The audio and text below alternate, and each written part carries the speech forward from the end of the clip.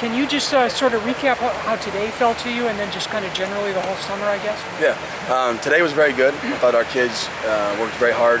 There's a little bit different feel for this team. You know, we've been here for over a year now, and we've added a lot of people to it. Brandon McGee's and the Cameron Marshalls and the Keelan Johnsons really started us off last year in that senior class. And Devon Carr really started us off by helping it come together, buying into what Coach Graham's talking about, and now I think these guys have taken it and run with it. We have some great leadership, and about 12 or 14 guys that we've kind of tagged as our leaders. So I think that's going to be a key dynamic to us being successful in the fall. Everybody talks about having a hard schedule in the fall. I wouldn't want it either way. I mean, the harder the better. I think that's what life's about, is the ups and downs and the ebbs and flows. And we talk about never too high, never too low. Just keep chopping that wood. And it's a 4-quarter game. You know, we talked a little bit about today was we were very good in the first quarter, second quarter. Our third quarter we weren't as good. I think we got outscored by, I got to go back and look at it, but I think maybe 5 points total in the year. And in our fourth quarter, we were very dynamic again. But how do we start fast in the third quarter so we're not having to put people away in the fourth? Playing all 4 quarters, I think, is important. I think today was very good. I think you saw, like you were in the weight room, those guys really rally around everybody, from the walk-on kid to the scholarship kid. And that right there shows you there's more to this, and that I think the leadership and the team, the uniqueness and the team bond, I think, is very unique on this team. Back in January, you're probably expected to reach certain goals as a team, maybe some individual goals to some players.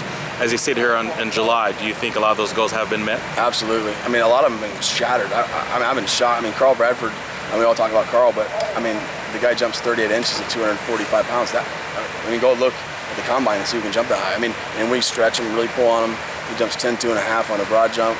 Again, that's a long way. I think everybody saw him clean 400, which again, I've only seen a couple of those, and one I was a coach, and Carl's the only one I've really been a head coach for. And then he had Jameel Douglas go 375 yesterday. For a guy at 6'5" to pull it that high is incredibly unique. I mean, you just don't see that. Again, and that's only 4 guys I've ever had go over 375, and 2 of them are at ASU. So we're very blessed with great athletes. Coaches are doing a great job recruiting. Just from the bench presses today, we had a ton of guys go over 30 reps, which is unique. A lot of guys went over 405 on Tuesday, which is great. You know, a lot of guys on squat on Tuesday went very heavy. Finkenberg went 585 for 4, which, I mean, that's 6 plates on each side, full depth. I mean, those are really great accomplishments. And those are just some of the big guys. But I mean, from the Darbys to the Lloyds, the Osahans, they've all had unbelievable summers and really bought into what we're trying to sell.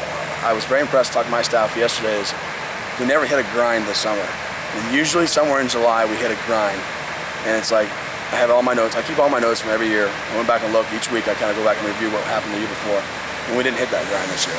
And I ran this team more than I've ever run any team in 17 years of being head coach.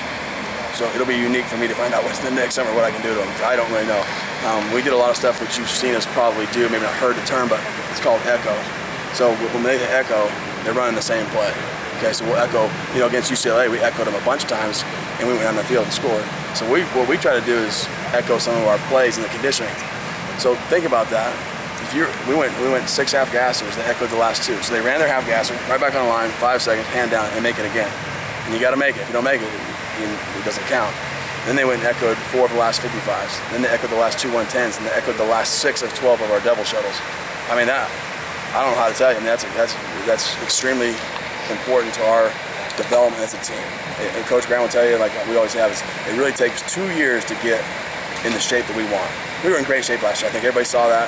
But this year you're going to see a little bit different team. I mean, they're in unbelievable shape, and their ability to recover and produce max power over and over and over, I think, is what people are going to kind of see. It's a little bit different.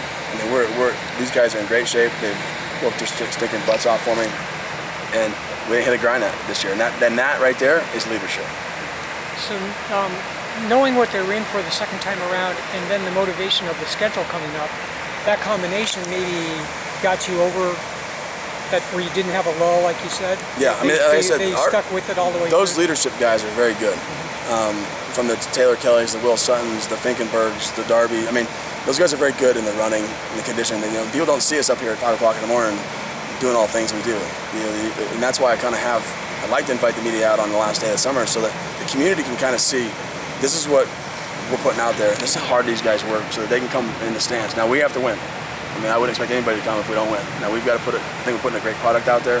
You know, our guys are yes sir, no sir, yes ma'am, no ma'am. I think we've had more officials than I've ever had in my. Come over to Coach Graham and say, your team's unbelievable, and that says something about them. And a lot of these are the same guys that were here before. on the most penalized team. Right. So what's that say? That's leadership at the top with coach. And then we all try to make sure we emphasize that.